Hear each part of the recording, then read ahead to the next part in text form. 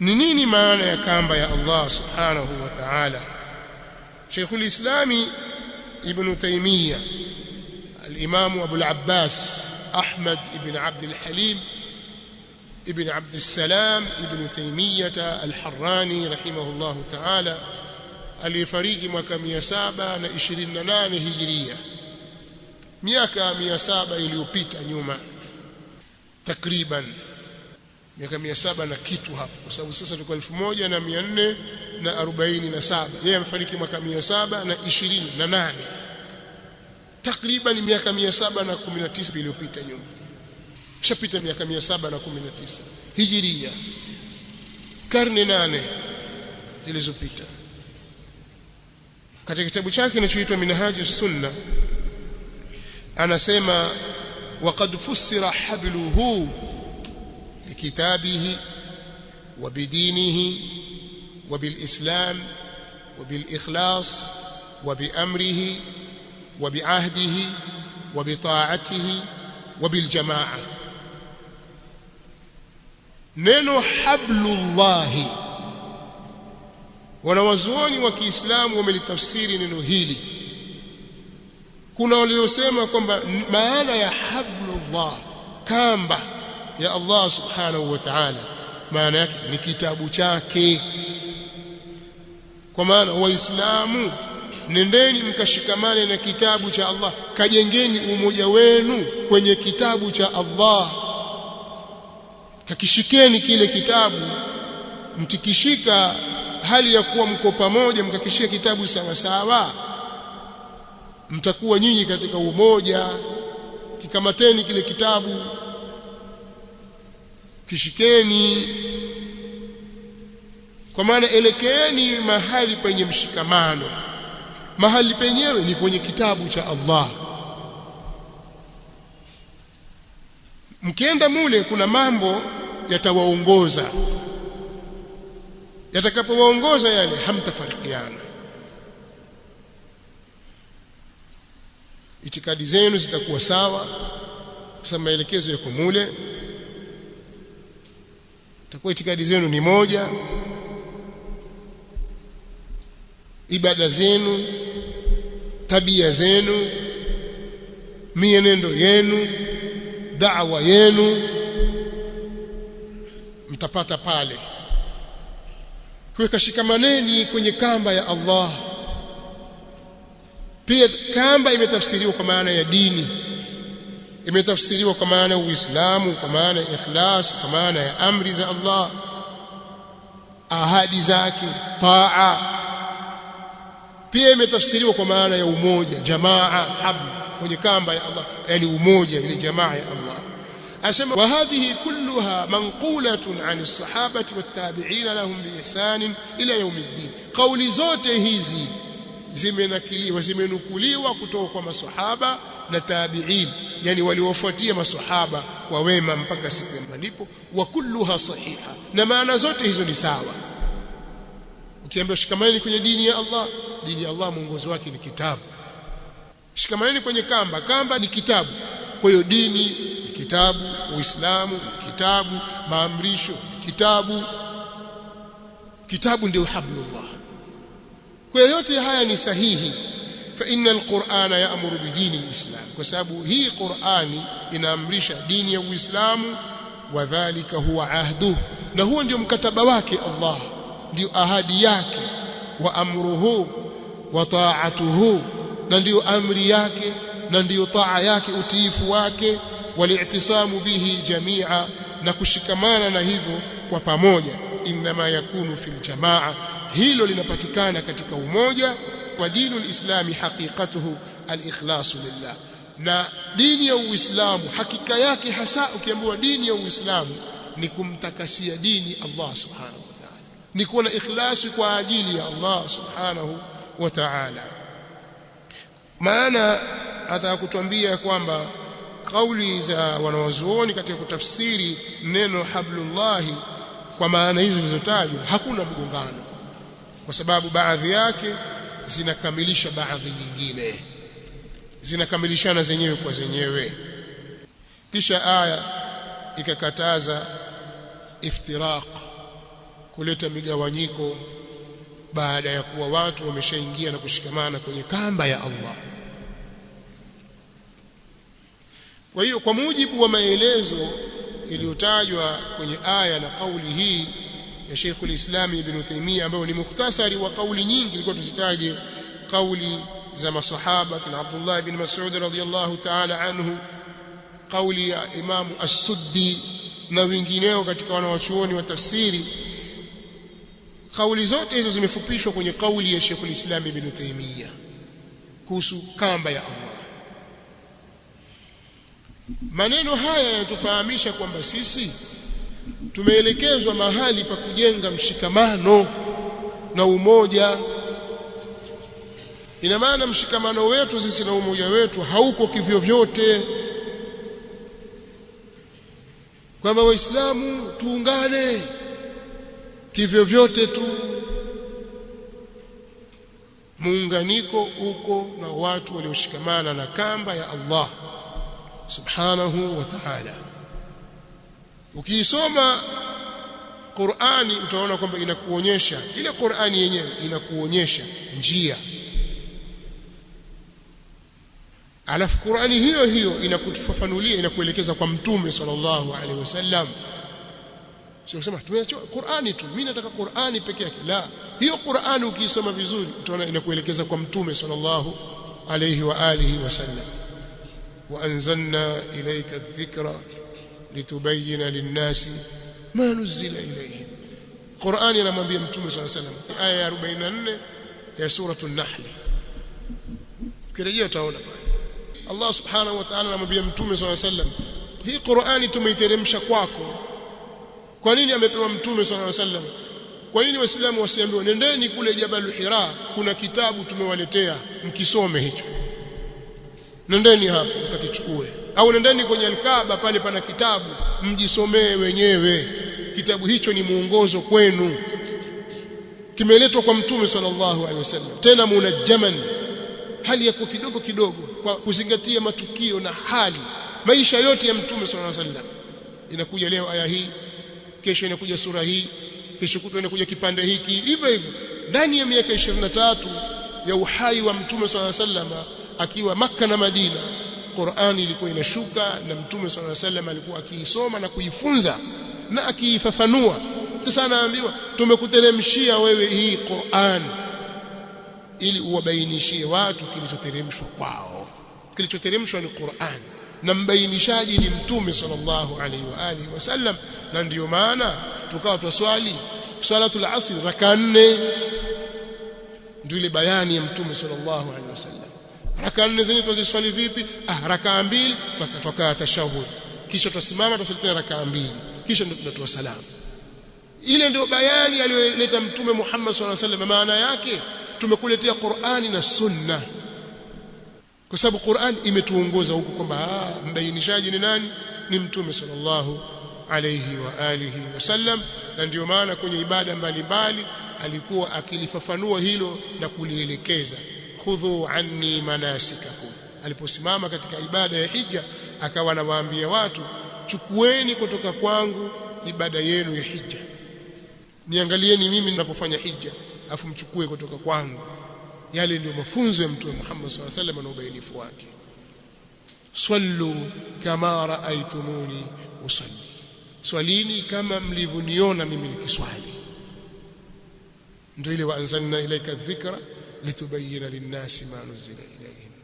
Kwa tunapoambiwa tumeachiwa hablullah, kamba ya Allah subhanahu wa ta'ala, basi tumeachiwa Qur'ani na mafunzo ya Mtume Muhammad sallallahu alaihi wasallam. Na hiyo Qur'ani ndio inatuelekeza kwa Mtume sallallahu alaihi wasallam atuambie, waambie watu wa qul hadhihi sabili ad'u ila Allah ala basiratin ana wa man ittaba'ani wa subhanallahi wa ma ana minal mushrikeen. Qur'ani ndio inatuambia Mtume sallallahu alaihi wasallam awaambie watu, wawafikishie, wa anna hadha sirati mustaqiman fattabi'uhu wa la tattabi'us subula fatafarraqa bikum an sabili. Kwa hiyo nataka kusema kwamba sisi tuna wahi ambao ni Qur'ani. Qur'ani hii imetubainishia kwamba kuna kitu kingine, ni Mtume sallallahu alaihi wasallam ambaye ni mafunzo yake aliyotuachia sallallahu alaihi wasallam. Lakini pia Qur'ani hii yatuambia kuna njia ya waumini yafaa kuzingatiwa, si jambo la kupuuzwa. Ukirejea katika aya 115 ya suratul Nisa, iangalieni aya hiyo vizuri kabisa. Ukisoma katika suratul Nisa utakutana na maneno haya. Allah subhanahu wa ta'ala anatuambia waman yushaqiqir rasula min ba'di ma tabayyana lahu al-huda wa yattabi' ghayra sabilil mu'minin nuwallihi ma tawalla wa nuslihi jahannam wa sa'at masira. Aya 115 ya suratu An-Nisa. Hicho kitabu cha Allah hablullah ndiyo inatuelekeza hivyo, wa'tasimu bihablillahi jami'an wa la tafarraqu. Ukirejea kwenye hiyo hablullah ambayo ni kitabullah, utakutana na maelezo hayo kwamba yoyote atakayemfanyia upinzani, atakayemuasi mtume, atakayemukhalifu mtume sallallahu alaihi wasallam, yoyote wa man yushaqiqir rasula, yoyote atakayemukhalifu mtume sallallahu alaihi wasallam akaweka upinzani naye, min ba'di ma tabayyana lahu alhuda, baada ya kumbainikia uongofu, haki na ilmu yenye manufaa iko mbele yake, elimu imemfikia kwamba huo ndio muongozo wa mtume sallallahu alaihi wasallam, yeye akafanya kiburi na inadi, akakataa, akaamua kwenda kinyume baada ya kumbainikia uongofu, min ba'di ma tabayyana lahu alhuda. Qur'ani haikuruka ikasema kwamba tutamuingiza motoni, ikaweka kitu kingine. Qur'ani haiji tu kwamba yasema tu alafu maneno mengine hayana maana, ikasema wayattabi' ghayra sabilil mu'minin. Amemkhalifu mtume sallallahu alaihi wasallam na akafuata njia ambayo sio waliopita waumini, njia isiyokuwa ya waumini. Tulishasema katika mihadhara ya mwanzo, walmu'minun wanaokusudiwa hapa ambao wanaoingia mwanzo kabisa ni wale waliokuwa na mtume Muhammad sallallahu alaihi wasallam, wale waliosemwa na mtume sallallahu alaihi wasallam kwamba khairun nasi qarni thumma alladhina yalunahum thumma alladhina yalunahum, watu bora kabisa ni wale waliokuwa katika wakati wangu, karne yangu, wale ndio watu bora kabisa. Kisha wanafuatia nani? Kisha kizazi kilichofuatia baada yao. Anaweka daraja hizi ni nani? Mtume sallallahu alaihi wasallam. Kwa hiyo ukisema mathalan hizi pesa wapewe waliohudhuria hapa, kisha wale wanaoishi jirani na hapa, kisha wale watakaoishi mbali na hapa, utaratibu ni kwamba tunaanza na hawa waliokuwepo hapa, ndio daraja ya kwanza. Kwa hiyo kama zitagawiwa hapa zikaisha hapa au wengine, basi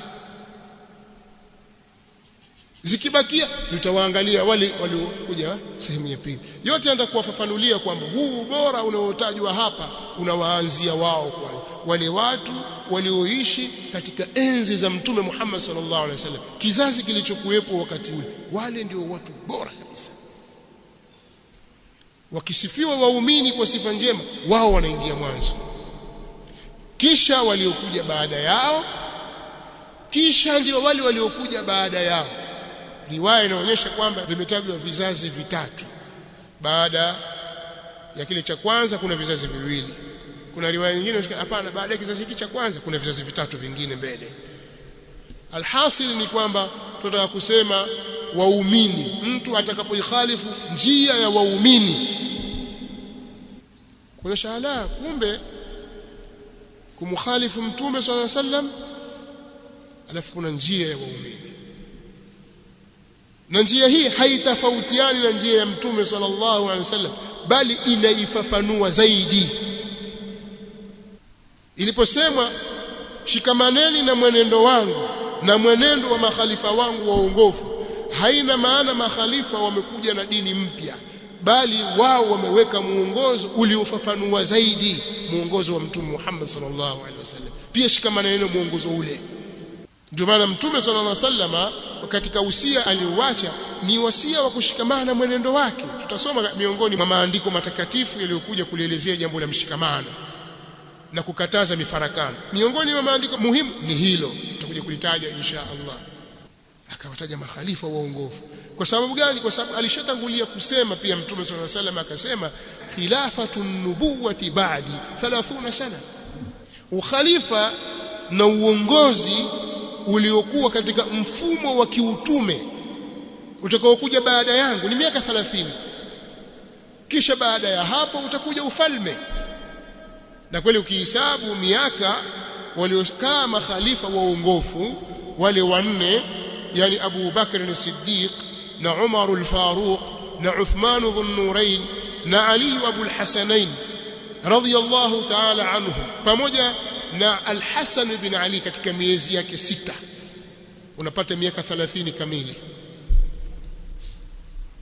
Kwa khilafatu an-nubuwati ba'di 30 sana, hadithi sahihi, miaka 30.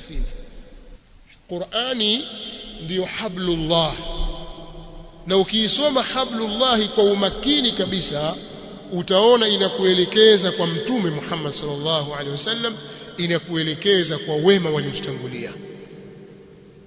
Aya hii 115 na kadhalika aya 100 ya suratu at-Tauba. والسابقون الأولون من المهاجرين والأنصار والذين اتبعوهم بإحسان رضي الله عنهم ورضوا عنه. Kwa hiyo yoyote atakayemkhalifu Mtume sallallahu alaihi wasallam baada ya kumbainikia yeye uongofu, ilmu imembainikia, akafuata njia isiyokuwa ya waumini, sisi tutamuelekeza kwenye lile lilichagua. Wewe wataka huko, nenda. So chagua njia ya motoni, nenda, shauri yako. Nuwallihi ma tawalla, lakini wanuslihi jahannam wasaat masira. Sisi tutamchoma katika moto wa jahannam. Jahannam ni mahali pabaya sana mtu kurejea. Kwa hiyo ayati zimekuja kuhimiza watu kushikamana na kitabu cha Allah subhanahu wa ta'ala. Mshikamano wetu upatikane hapo, na ndani ya kitabu cha Allah tunaonyeshwa kwamba tushikamane na sunna za Mtume Muhammad sallallahu alayhi wa alihi wasallam kwa ufahamu wa wema waliotutangulia. Ina maana sasa mshikamano, sisi muhimili mkubwa wa mshikamano wetu ujengwe kwenye misingi hiyo. Hapo ndio mahali pa kwanza pa kushikamana. Lakini kama tutakiacha kitabu, tukaiacha na sunna, tukataka mshikamano, hauwezi kuwa. Hata kama viwiliwili vyetu vitaonekana viko pamoja, tuko wengi misikitini, tuko wengi tunapokwenda hija, mamilioni au maelfu ya Waislamu wamekusanyika kwenye viwanja vya Mina, viwanja vya Arafa, wamekusanyika katika Al-Kaaba, lakini mshikamano hauko kwenye msingi huu. Mshikamano huu hautakuwa na ile maana iliyokusudiwa, wala hautaleta ile athari yake na faida yake na matunda yake, hayatapatikana. Ina maana sasa tutakuwa sisi tunataabika tu kukusanya makundi ya watu, lakini hayako pamoja. Mshikamano uliojengwa katika msingi huu wa kitabu cha Allah na sunna za Mtume Muhammad sallallahu alaihi wasallam ukawa umeongozwa kwa nuru hii, athari yake inarudi kwenye mioyo yetu. Kwanza nyoyo zetu zitapendana, zitakuwa pamoja. Kwa nini? Kwa sababu ndio matokeo ya mshikamano. Wa'tasimu bihablillahi jami'an wala tafarraqu wadhkuru ni'matallahi alaykum idh kuntum a'da'an, alafu akasema fa'alafa baina qulubikum. Kwa kuwa tushapata muongozo wa Qur'ani na as-sunna za Mtume Muhammad sallallahu alaihi wasallam, moja kwa moja mafungamano ya nyoyo zetu yatapatikana, moja kwa moja nyoyo zetu zitaungana, nyoyo zetu zitapendana, zitakuwa katika hali ya kuaminiana na kuheshimiana, kwa sababu sote sisi tumeongoka kwa muongozo wa kitabu cha Allah na sunna za Mtume Muhammad sallallahu alaihi wasallam. Allah subhanahu wa ta'ala yuallifu baina alqulub, nyoyo zinaingia kwenye mafungamano, zinaingiana namna hii. zinashikamana. Wewe na ndugu yako mko kitu kimoja kabisa barabara. Na mshikamano wa nyoyo zetu athari yake inakuja mpaka kwenye viwiliwili vyetu. Athari yake inakuja katika mielekeo yetu, katika mitazamo yetu. Ninachokitazama mimi ndicho unachokitazama wewe. Sote tunatazama mahali pamoja. Tunatazama ad-darul akhirah, tunatazama akhirah sisi. Tunamtazama Allah subhanahu wa ta'ala. Nyoyo zetu zimeoana. Al-arwahu junudun mujannada fama ta'arafa minha talaf wama tanakara minha ikhtalaf. Mtume sallallahu alayhi wasallam katika hadithi sahihi ana Aisha radhiyallahu ta'ala anha عند البخاري تعليقا anasema roho ziko makundi mengi, zimeumbwa makundi kwa makundi, majeshi kwa majeshi. Zilizojuana katika khairi zinaungana na zile ambazo hazikujuana katika khairi zinatofautiana.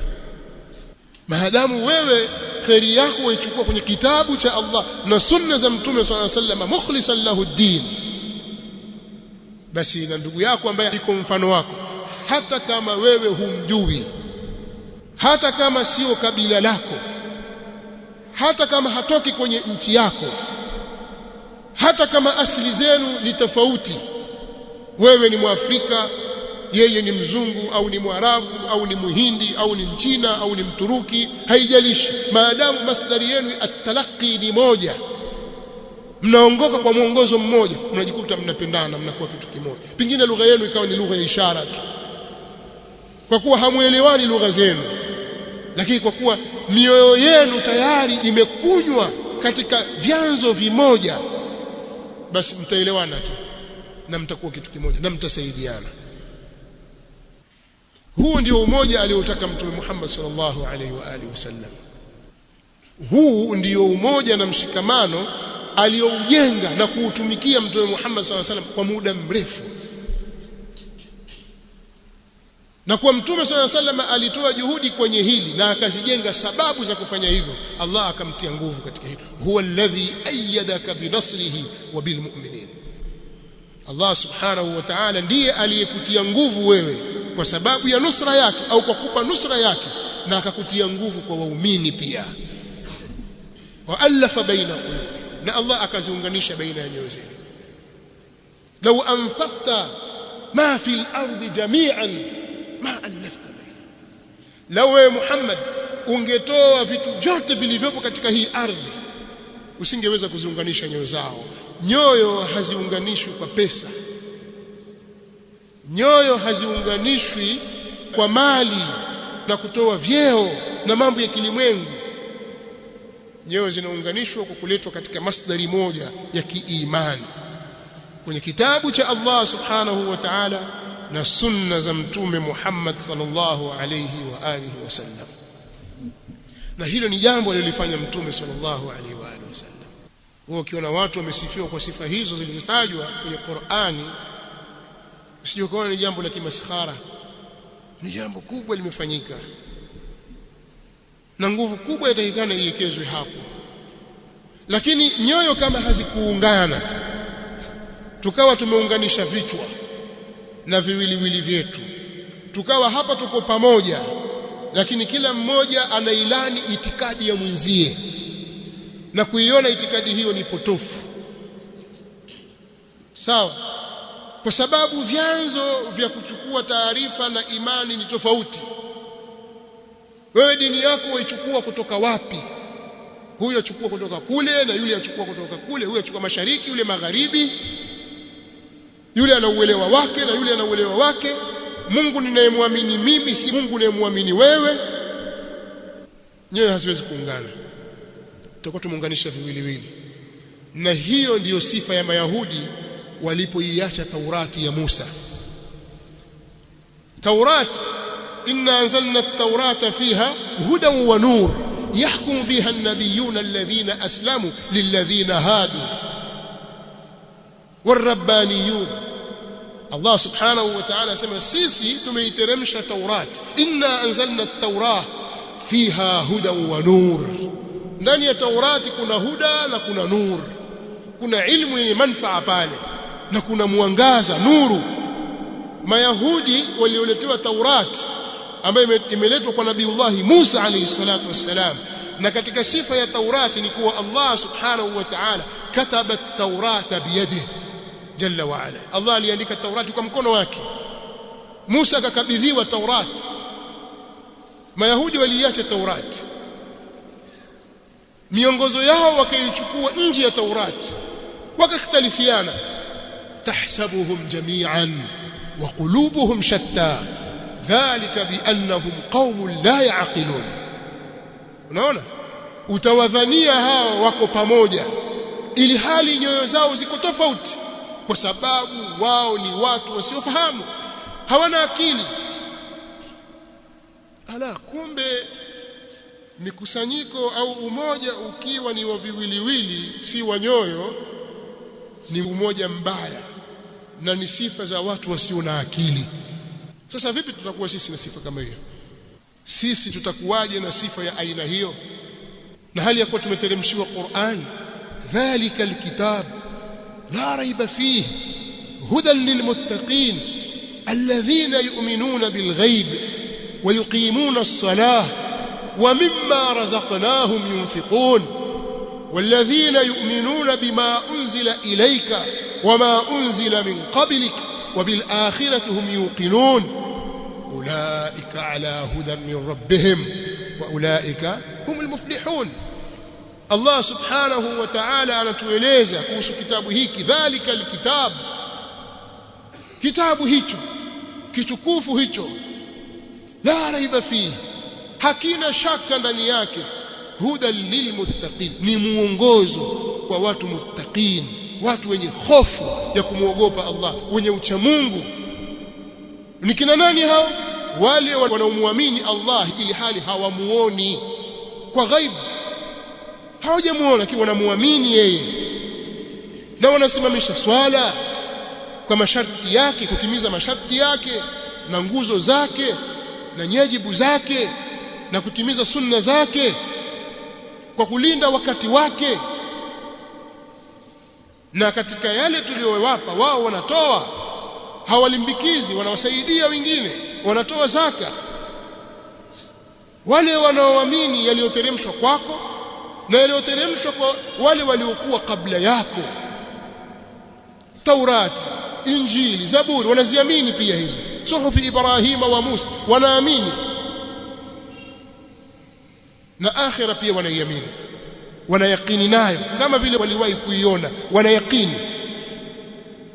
Hao muongozo wao kwa Mola wao, ulaika ala hudan, hao wako juu ya uongofu, kipando chao ni uongofu, usafiri wao wale usafiri wamepanda juu ya uongofu. Ulaika ala hudan min rabbihim, wao katika uongofu, juu ya uongofu. Muongozo huu umetoka kwa Mola wao, wa ulaika humul muflihun. Kwa hiyo yoyote anayetaka uongozi na uongofu nje ya Qur'ani hawezi kuwa katika uongofu. Yoyote anayetaka mshikamano na umoja kwa isiyokuwa Qur'ani, kwa isiyokuwa muongozo wa Qur'ani, hawezi kuwa katika hali ya umoja, hawezi kufikia umoja huu. Tutarudi kule kule kwenye umoja waliosifiwa nao ahlul kitab, Mayahudi bil khusus.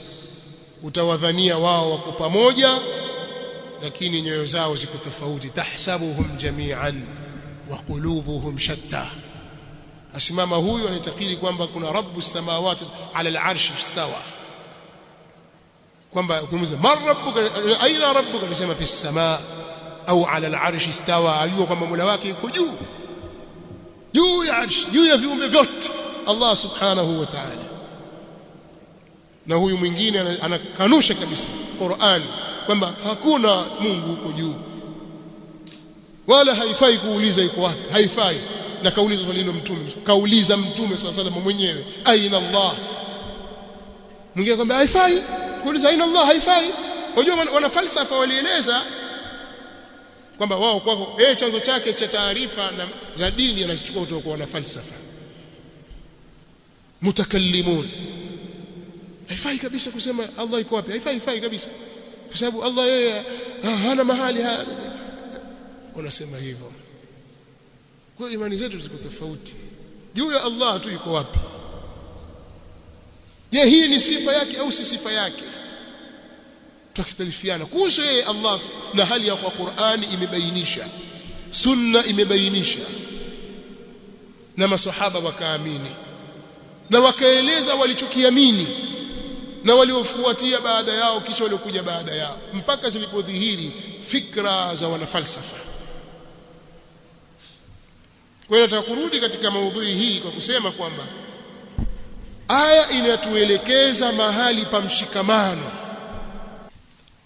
Labda nitoe ushahidi mwingine wa kwenye sunna za Mtume sallallahu alaihi wa alihi wasallam.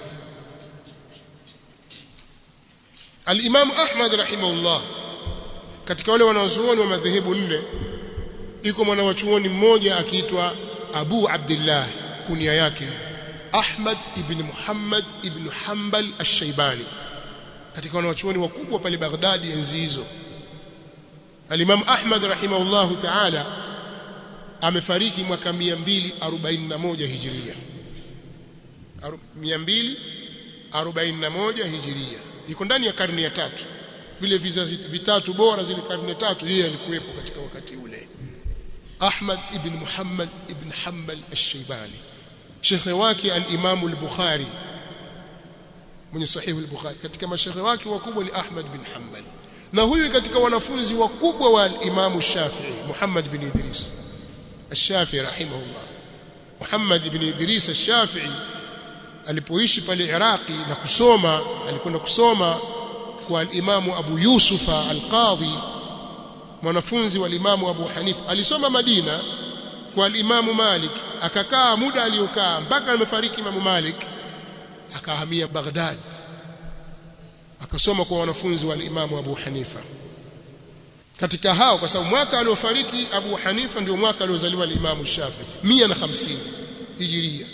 Abu Hanifa anafariki, Shafi'i anazaliwa 150, mwaka 150 Hijria. Mwaka 204 Shafi'i anafariki rahimahullah ta'ala akiwa na miaka 54. Miaka 54. Kwa ni mwanafunzi wa wanafunzi wa Abu Hanifa, hakumdiriki Abu Hanifa rahimahullah ta'ala. Sasa Imam Ahmad rahimahullah ta'ala ameandika kitabu kikubwa akikusanya mafunzo ya Mtume Muhammad sallallahu alaihi wasallam, na kile kitabu amekiandika kwa mtindo mzuri. Hadithi za kila sahaba peke yake, hadithi za Abu Bakar alizopokea kutoka kwa Mtume sallallahu alaihi wasallam ni hizi hapa, kazitaja kwa mtiririko wake na sanadi yake, kwamba mimi Ahmad bin Hanbal nimepokea kwa shekhe wangu, atamtaja pale. Natoa mfano tu, nimesimuliwa na shekhe wangu al-Imam Shafi'i rahimahullah, na yeye hadithi hii amesimuliwa na shekhe wake al-Imam Malik rahimahullah ta'ala. Al-Imam Malik amesimuliwa hadithi hii na shekhe wake Nafi' Maula ibn Umar, ambaye yeye alikuwa ni katika tabi'in, kwa sababu Imam Malik katika atba'u tabi'in, wanafunzi wa maswahaba. Sawa, huyu Nafi anasema nimemsikia au nimepokea kutoka kwa Abdullah ibn Umar ibn al-Khattab radhiyallahu ta'ala anhuma, yeye amemsikia Mtume sallallahu alaihi wasallam. Kwa hiyo kila hadithi anaitaja kwa silsila. Hii silsila iliyoitaja au cheni iliyoitaja inaitwa silsilatun dhahabiyya, cheni ya dhahabu. Maimamu wameongozana pale, mimi nimemsikia huyu. Kwa hadithi zote za Abu Bakar kazitaja kwenye kitabu chake kwa sanad. Hii ni hadithi ya kwanza ya Abu Bakar, ya pili, ya tatu, ya nne, kazitaja. Akimaliza hadithi za Abu Bakar, hadithi za Umar ibn al-Khattab. Akimaliza za Umar, za Uthman za Ali bin Abi Talib. Baada yake akawataja waliobakia katika al-ashara al-mubashirin bil janna, wale maswahaba 10 waliobashiriwa pepo. Wanne ni hawa al-khulafa ar-rashidun. Kisha anafuata mwingine sasa, labda amepokea hadithi za Talha ibn Ubaidillah, kisha hadithi za Zubair ibn al-Awwam, kisha hadithi za Abdurrahman ibn Auf, kisha hadithi za Sa'd, kisha hadithi za Sa'id, kisha hadithi za Abu Ubaida Amir ibn al-Jarrah. Hawa ndio al-asharatu al-mubashshiruna bil janna, makhalifa wanne na hawa sita. Akitoka hapa anakuja hadithi nyingine hivyo hivyo, anakwenda hadithi za maswahaba kazikusanya pale ndani ya kitabu Musnad, kimechapishwa, iko volume 52, volume 52, kaziandika kwa mkono wake. Hakuna umeme, sawa, hakuna sola, hakuna kompyuta, hakuna chochote, wala kalamu hizi zilizojazwa wino tayari hakuna. Ni kalamu wanazochonga wenyewe, wanachovya kwenye vidau vya wino, wanaandika. Chovya anaandika, chovya anaandika, chovya anaandika. Leo unakwenda kwenye AI wewe huko kwenye ChatGPT, wajaza uongo mtupu pale na kazi ufanye. Akili mbovu kabisa. Mbovu kabisa. Volume 52. Ukisikia volume 50 sio vidude dude hivi, mjallad hivi. Peji 500, peji 400, peji mjallad mmoja. Watu wanafanya kazi shekhi. Tumetoka nje ya mada. Si ilikuwa tunazungumzia mshikamano. Lakini katika kumueleza, unajua kumueleza mwana wa chuoni singine kuna lijenga shauku ya kutaka kujua, kutaka kujifunza, na sisi kwenye kujifunza hapa. Kwa hiyo ndiingiza kama kitu cha kuwapa shauku. Sawa. Imam Ahmad rahimahullahu ta'ala katika musnad wake ameitaja hadithi ya Zaid bin Thabit radhiyallahu ta'ala anhu. Sahaba anaitwa Zaid ibn Thabit radhiyallahu ta'ala anhu. Hadithi hii anasema nimemsikia sami'tu Rasulullah sallallahu alaihi wasallam yaqul. Muda hauniruhusu tena jamaa, nimejisahau kabisa. Nimemsikia mtume sallallahu alaihi wasallam anasema nadhara Allahu imra'an sami'a minna hadithan fahafidhahu hatta yuballighahu ghayra fa innahu rubba hamil fiqhin laysa bifaqih wa rubba hamil fiqhin ila man huwa afqahu minhu thalathu khisal la yaghillu. Imekuja riwaya la yaghillu pia la yughillu لا يغل عليهن قلب مسلم أبدا إخلاص العمل لله ومناصحة ولاة الأمر ولزوم الجماعة فإن دعوتهم تحيط بهم من ورائهم. أنا سمع katika hadithi hii Zaid bin Thabit kwamba nimemsikia mtume sallallahu alaihi wasallam akisema, akiomba dua, Allah autie nuru uso wa mtu aliyesikia kutoka kwangu hadithi, maneno, ameyasikia mazungumzo yangu akayahifadhi ili ayafikishe kwa mwingine.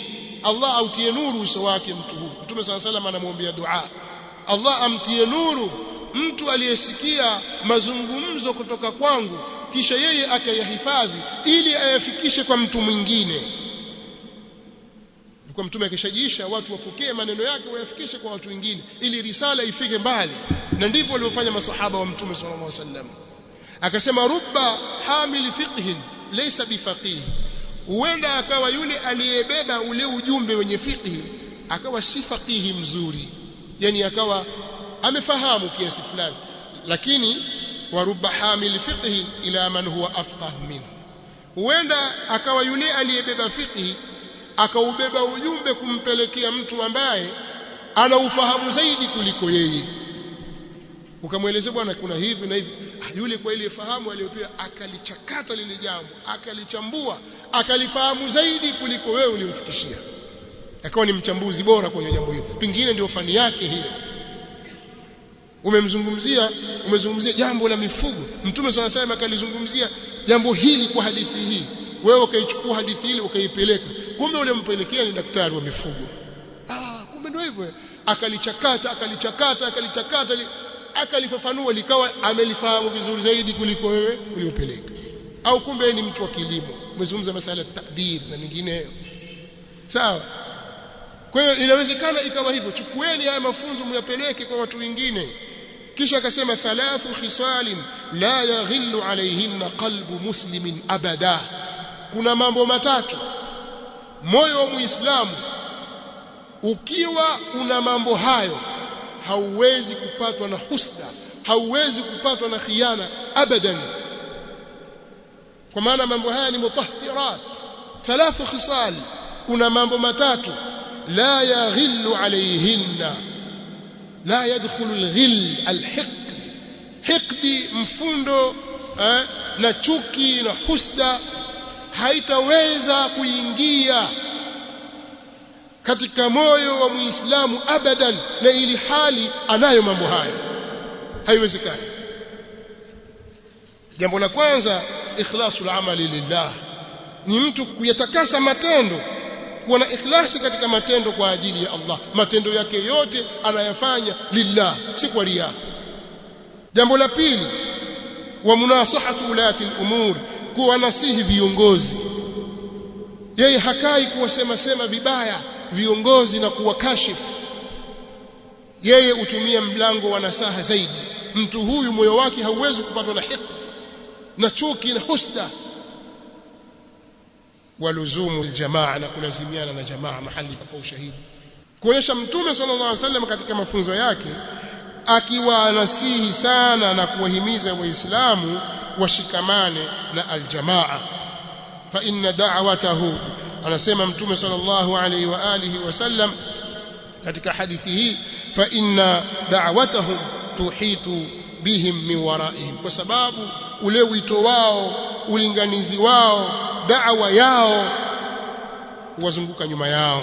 Anasema al-Imam al-Mundhiri, hadha min ahsani al-kalami wa awjazi wa afhamihi ma'nan, shabbaha da'wat al-muslimina bis-suri was-siyaj al-muhit bihim المانع من دخول عدوهم عليهم. فتلك الدعوة التي هي دعوة الإسلام وهم داخلونها لما كان سورا وسياجا عليهم، أخبر أن من لزم جماعة المسلمين أحاطت به تلك الدعوة.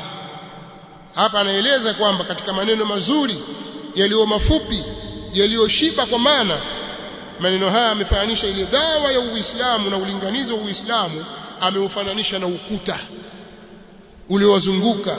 Ukuta huu unamzuia adui asiingie kwao, na da'wa hiyo na ulinganizi huo ni dawa ya Uislamu.